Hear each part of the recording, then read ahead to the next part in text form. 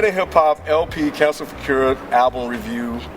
Highly anticipated. One of the most anticipated albums of the year, definitely by Beezy and Myke C-Town. And just to kick things off, man, I think when I first put this album on, when I first listened to it, I got to say that I was definitely thoroughly impressed. Just from the production side of this album, I think is one of the things that stood out for me the most, because it, compared to most of his other albums, this one kind of sounded a little bit more accessible to me on first listen. Like it's just like the Drones Over Brooklyn, Full Retard. I think the one that came right after that, I'm pulling my Feefo, don't remember album titles, but Drones Over Brooklyn was the first one that I heard. But what I like about the production at the beginning of this album is that it's very driving and it has a lot of energy to it. It's very pulsating. So for me, it sounds like kind of when I listen to some of the songs on there, if I'm playing a party and then I have one or two of those particular records, I can put this on and probably don't skip a beat because it has such high energy behind it. But overall, man, so from a production standpoint, the album definitely appeals to me. I think towards the latter part, I think the last three songs kind of didn't quite connect with the last three. The one about like $4 Vic? Nah, the one about the upstairs bathroom. That was like my favorite. That was my favorite song on there. That one in the Danny Brown joint. No, I like the Danny Brown. I like the Danny Brown. But it's not even for Danny Brown. Esquire killed the shit, and I give it to you, C-Town. You called Esquire. That motherfucker's verse. Oh my fucking god. Yeah, he nailed it. But anyway, yeah, man, I gotta say, man, it was definitely a great album for me, and yeah, I've actually listened to it a lot. I fuck with it. But yeah, this album, man, this was another album that I was looking forward to listening to, man. I couldn't wait for it to drop. And actually, I didn't know the title of it when we did our anticipated album list. I just know he was dropping the album, but I didn't know the name of it till Myke C-Town told me. But like, it's like LP, man. You just cannot copy this dude, man. His rhyme structure, man, is just like, it's crazy. It's like unheard of. And like you said, that intro track, when the Redeemed Access Denied came on, what's it? Request Denied. Request Denied came on. I was like, uh-oh. And then when he just went in on this verse. But then going back to my favorite joint, I think which Myke C-Town said it was mine as well. Upstairs Neighbors. Oh my God, the way, like you said, his production style, man, is just like, it's unheard of, man. Like I thank El Producto, because like for him, it's the same way when I first heard Company Flow, Front Crushers Plus. That was like that album was Rise Goblin. Like that album it got me on to artists like A$AP Rocky and Cage and stuff like that. If I would have never got exposed to that album, going back, so I gotta thank LP for that, man. I love his production style. Actually, I know Myke probably ain't gonna like me for this one. Man, don't say that shit about Cage. No. Oh, okay, I'm about to say. No. See, I'm just saying though. But for me, I know when I see LP on a production, I get so excited, man. When I see that, more so than I do as an MC. Not taking nothing away from him as an MC, but when I see him producing a track, I get more excited as him in his production, because I just like his production style, man. I love it. Making my stomach hurt right now. Shut up. So what? I don't care. Y'all making my stomach. So what I was saying.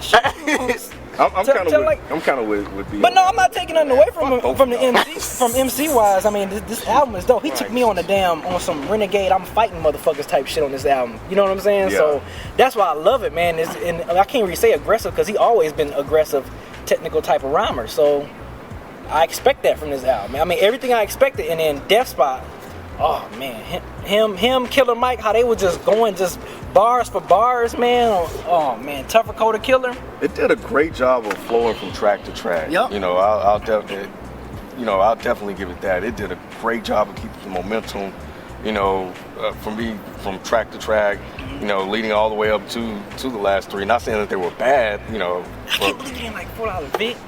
No, I didn't say $4 Vic, but that's the last song. The Upstairs Neighbor. Yeah, I mean, that's the last song. It's the last song, but that one don't I don't want to. No, it is one song. You can be honest. I don't want to say it's forgettable, but I just don't remember that song. The only song, it's the ending. I think I know where you fucked up, but I'll say when y'all do. The only song I think that I guess I would have wished I'd have got more LP on was Sign Here. Like I was kind of some disconnect on that song. I mean, the production was nice, but maybe. You talking about the one with Nick Diamonds? No, not that one. Not Stay Down. That one was when he was like, sign here. We know you. Oh, you talking about where he's getting interrogated by? Yeah, by the. And What? Yeah, No, it was. I wish I'd had him more rhyming more. We got the. Wait, are you serious? Yeah. The 3 is sign here for my upstairs neighbor, and then stay down. I can't believe you don't like from upstairs. So those were the 3 that kind of. Shit got me on my Donnie. I love Donnie Brown. Got me my deep saying Donnie. No, that's not one of those. No, I'm just saying that. No, I'm just. The last track was good. Like that last Stay track Down. was good. Why? The last track was good. Stay down. I like it. They just don't. That shit's so dope, man. This shit right here. This is easily album of the year for me, and I dare somebody to make an album better than this. This shit, there's nothing I can say bad about this album. From the beginning intro, with the drum rolls, to right when he rolls into that Camus sample, and then he just starts going the fuck off. Hold on, what's been your album of the year before this though? Album of the year last year? Nah, like so far this year before this came out. I don't think I said. Oh, okay. I don't think. I thought you said something. Yeah, there was something that probably Death Grips. Yeah, that's what it was. This shit. Wow. I mean, I still love Death Grips album. Don't get me wrong. Blowing Death Grips out the fucking water. This shit blows Death Grips out the fucking water. Don't fuck with no Death Grips and fuck the money store, nigga. Cancer for cure, baby. Go ahead, sometime. He just went the fuck out. Yeah, go ahead. He just went the fuck out. Anyway, like I was trying to say. Yeah. I don't really know where you could say that this had the most accessible production compared to his last album, especially. You know, I'll Sleep When You're Dead. I'll Sleep When You're Dead definitely had more accessible production. Not only that, it had more accessible rhyme scheme and rhyme style than this album. This album, that's why he says I'm back on my shit, because like he's going back to what got him to the place where he's at. He's going back to that raw, dirty, fuck everything LP. This album is not accessible at all. I have more trouble with it. I'll Sleep When You're Dead. It's because something's than wrong this with one. It's something wrong. Yeah, that one. So that was your least favorite? No, I'm not saying that. I'm talking about production wise. I had trouble connecting with that one more than I did with this one. Well, I don't see. I mean, tracks like Smithereens, like that track was more accessible than just about anything on this album, except for maybe Stay Down. But anyway, Full Retard. Yes. Jesus Christ. His lyrics, and that's why I'm like, what are y'all talking about? Like when you see him on production, you're like, oh, I'm more excited than him as a lyricist. I get excited about any verse L drops because I know I'm gonna take something deep as shit away from it. Like he's not just gonna write you something simplistic and move on. You know, and I love the Camuteo sample. It's just dope the way he looped that in. And I think the song you were talking about was the one where you're talking about alcohol, right? I can't think of the name of it. Where he says the shit about don't make me face this dementia straight. We can bend, face, pixelate. Was it at the top of the album? It was like the third song. Works every time. It works every time. Yeah, that track is great. Cause you know, where he's talking about addiction. You know, then you go in then it gets nasty. Then it gets nasty with the fucking with Jones Over Brooklyn. Oh my God, that track is crazy. So you thought that was accessible? I don't know what's wrong with you. Drones over Brooklyn. I think okay, maybe. Okay, yeah, maybe. man. it definitely wouldn't be on the radio or anything, but okay, maybe. But man, when it hit, oh hell no. Oh my Jesus Christ, Esquire, deny this man now. His flow on that track was flawless. I can't. Boy, I did not expect. I mean, I love Esquire. He's my dude, but I did not expect that out of him. And the way he ended it, Brooklyn's up in this motherfucker, so suck on my cock. Oh my! He came right on in. That shit was crazy. I walked away. You know, definitely like. Then he switched that beat just up. That motherfucker. Yeah. Man, then he moved, and then it goes into Tougher, Colder, Killer, where everybody destroyed that track. And you know what the dopest thing about that track is? It's like, and you don't even get it when you first listen to it. That you think it's just L being, you know, the poetic dude he is, but then you realize there's a concept to the track. to the mother of my enemy, I just killed your son. Then, he's talking about somebody that he killed in war or whatever. Then it flips. And they're like, we are the soldiers, just wrecking everybody. Then you got Killer Myke come in. Ooh, boy, tell me something about Killer Myke's verse. Features on there. When they get to shaking like jelly and the gun don't jam, he's a dead motherfucker. You bitches sweet. What do you say? You bitches stay sweet like. Wait, what do you say? I can't remember the lyrics. Yeah, you good at that shit, man. Fuck, I forgot what he said. You bitches stay sweet like something. Peanut butter packing motherfuckers, I'm ashamed for your mother. Oh, pause. How old are your mama? Bad motherfucker. Double entendre. Yeah. Ooh, and Despot came in too. Oh my God, when Despot said, oldest trick in the book, like grandma's hand on a cunt Playboy centerfold. Watch with the telescope. You watch the throne with. Oh my God. Despot, I loved Despot from his first 12-inch, and I don't know why this dude does not have a mixtape or an album yet. He was on Jukes. He has not dropped an album yet. Hurry this shit up. Because the dude is so dope, and no one really talks about him like that. Yeah. But he's amazing. But like when it got to my upstairs neighbor, you know what? Okay, you got what the song was about, right? No, that's the problem. Okay. And that's what I was going to tell you. I think that's where I don't want to say you fucked up, but that's where you fucked up. The song is about him getting interrogated by police, and he doesn't want to give up any information about what happened. And I can't put words in L's mouth, but this is what I'm taking from the song, that he has an upstairs neighbor. I'm assuming it's a woman. Maybe she's getting beat up by her husband. And that's why at the end of the song, he touches her arm and he says, do the thing you have to, and I swear I'll tell them nothing. But if you kill him, I won't tell. Is that why? That's why I went to Sign Here, and that's what Sign. Well, Sign Here was before that. I know I'm just saying, but that's what Sign was that. No, Sign Here. Because that kind of Sign Here was about. That was the only song that I kind of disconnect from. Sign Here, I think, was about just chicks, because he's just like chicks using their power against dudes or whatever. Okay. So, like that's what I took from. I just wanted. Because you got the most powerful weapon between your legs and it's wet. Yeah. Well, I just wanted more rhyming from LP. I think. Oh, because Sign Here, nah, that's the thing. Okay. Yeah. When you listen to "I'll Sleep When You're Dead," when he has the track where he's "Dear Sirs," and he's just going off about all the shit that is wrong with LA when the pavement comes alive on Flatbush Ave, he doesn't have to just rhyme all the time. Like LP, he wants to tell you a story, and you have to sit there and you have to figure out what the fucking story is. And once you get it, it makes the song 10 times more amazing. But for my upstairs neighbor, when I first heard it, I didn't get it at first. I was like, this is a dope song. He's talking about kill somebody, whatever. It's a cool song. But then when I finally got it, or at least I think I got it. I think that's what it's about. That makes that song so much doper to me. He's like, yeah, your dude is beating the shit out of you.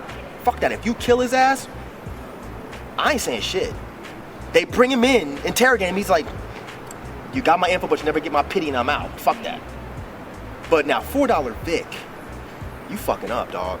No, I took that one back. The three were the upstairs neighbors. Yeah, no, the three. I gave you the three upstairs neighbors Sign Here, and then I think the Stay Down or whatever. But yeah, the last track was dope. Let me double check and just make sure. But going back to the upstairs neighbors, I think it was the hook that quite didn't do it for me on that track. If you kill him or if you tell or something I won't tell. So I think, damn, if you kill him, I won't tell. Right. So that hook, I just. That How's a hook doing a song for you though when it comes to someone like him? Like you, I think, man, fuck hooks. Hooks are not important. You have to really analyze what the story is. And once you get the story, I'm telling you, when you get back home and you listen to the album again, I bet you'll like it more. But $4 Vic, I think is it just shows how fucking deep LP is, man. Like where when you first listen to it and he has that part where he's just going off and he's like, top of the morning, morbid. Quite a day we're having, gorgeous. Salutations unimportant. Hello, uninspired. You think he's just writing a song for all the misfits or whatever. Then when you listen to it like I did, like 12 times in a row, it's finally like, oh, he's talking about himself. Like, God, this shit is just so fucking dope to me, man. Like I love LP's production, but his lyrics are really what does it for me. Like, the dude to me is like, he's like fucking Charles Bukowski with a conscience. Seriously, sit down and listen to the album, and if you need to, go find the lyrics online and just read the lyrics and just see, just like I said, just how fucking deep he is with a track. Like he's not gonna just serve you up some lyrical appetizer and be like, that's it, that's what I'm talking about. Like, I literally listened to this album when I first got it. I listened to this album probably 20 times straight. And I'm still fucked up. Like, I can't stop listening to it. Like, this is, I won't even say this is the best album of the year, because it is. I won't even just say that. I'll go on record as saying this is one of the best hip-hop albums I've heard in years. This is better than his last album. You know, it's on par to me with Fantastic Damage. But this album is probably one of the best hip-hop albums I've heard in probably the last 5-6 years. It's so well put together. It's like LP always takes 5 years in between albums. When he took 5 years to release I'll Sleep When You're Dead, I love that album, but I didn't get the same thing I'm getting from this. This album, I'm getting a feeling of I don't know what you could have done to make this album better. I have no idea what you could have done to make it album, except make it longer. Shit, fucking buy this album. You know what I'm saying? That's all I got. I'm gonna try to get this bad boy on vinyl as well. You know what I'm saying? You on your vinyl shit, ain't you? That's right. I'm just saying. You know what I mean? I'm looking for Fantastic Damage on vinyl. That's what I'm looking for. But It's out of print. It is? Yeah, Def Jux Folded. It's out of print. Oh, thanks. Damn. Thanks for down, Mike.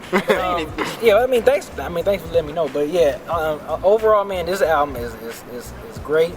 Cop it. Support the dude. I mean, that's Myke pretty much summed up the whole album for me, pretty much, man. This album is amazing. You know, I know he disagreed with me on the production, me being excited more production, but hell, damn it, that's my opinion. I'm sticking with it. But overall, man, shit, it's a great album, man. Just copy it, buy it. He can't be copied, man. Like, dude, he's just from another planet, man. So, copy it. But yeah, it's in your local stores. If you like physical stuff, you know, like we do, the option is there. But one of a kind, definitely. But Drones Over Brooklyn was the first one I heard. I was immediately amazed. He dropped full retard, immediately amazed, and the whole album is tight from beginning to end. So definitely go ahead and copy it and pick it up, man. You guys will not be disappointed, as Myke C-Town has obviously told you up to this point. The only thing I will disagree with Ken about is I cannot say you will not be disappointed. You won't be disappointed if you're an LP fan. If your favorite rapper is, well, you know what, let me not say that shit because I'll get in trouble with that. But anyway, overall, I think it's easily album of the year for me. And like I said, I think it's one of the best hip hop records we put together in some time. It's like, and like they just said, man, like LP is not one of those dudes you can copy and get away with. You know, he's not a Jay to where you might be able to steal some of his shit and get away with it and no one really notices until, you know, you cannot copy him and get away with it without motherfuckers instantly knowing. And it's like, what I love about LP is he never wants to remake himself. He always tries to step ahead. But what's so dope about this motherfucker is he's stepping thousands of years ahead. Like, this motherfucker is not even competing with rappers that are out today. He's competing with rappers that ain't even been born yet. He's competing with rappers that won't be born for another fucking 10 years. Because nobody sounds like this. Like, the futuristic production that he does, the way he molds songs together, the way he rhymes, it's just fucking incredible to me, man. You can't. And it's like everything he does is such poetry to me with his lyrics. And then his production just complements it so fucking well. So yeah, man, I could literally, and I mean literally, talk about this album all fucking day. Every single song I could sit here and just fucking talk about. But yeah, dope album. You should definitely pick it up. You know, if you're into, you know, slightly experimental hip hop, if you're into beats, if you're into lyrics, pick this shit up. This shit is fucking incredible. Well, look on the site. There will be a track by track breakdown on there, done by MC Wordy. So yeah. So y'all want to ask Feefo what he thought? Hey, yo, Feefo. It's dope. It's dope. All right, bet. Do bump in the whip. It bumps in the whip though. And this nigga scared, man. Damn Feefo, boy.